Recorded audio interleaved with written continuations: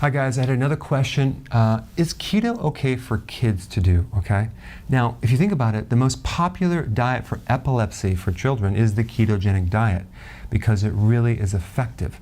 And the problem though I see with that diet is they did a lot of liquid fat, that you would drink all this oil. I don't recommend that. The type of ketogenic diet that I recommend is very nutrient dense. It's with lots of vegetables, okay? So the essence of keto really is low carb. Okay, low carb.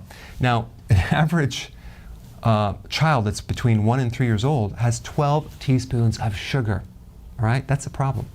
An average 4 to 6-year-old has 21 teaspoons of sugar. So keto is very, very healthy because our bodies were not designed to run on that much sugar. It's going to set them up for blood sugar problems. I mean, that was me growing up. I ate tons of sugar. I would just raid the cupboards with sugar. I mean, I would constantly be eating sugar. So keto is extremely healthy if you do it correctly, but you need a lot of vegetables. Now, kids like sweets, or especially if you start them out like that, so you're going to have to make little alternative healthy snacks, pleasure foods, like they're called keto bombs. I'll put some links down below. Recipes with alternative types of sugars that kids will love.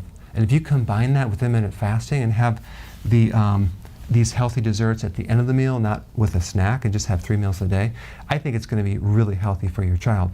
The problem is starting kids out on an unhealthy sugar diet. It's hard to change, especially if they're teenagers, but you have to do different things like bribing them and giving them things like, and I'm just kidding by the way, giving them things like alternative sweeteners, like keto bombs that are like little cookies that have no sugar but they're sweet.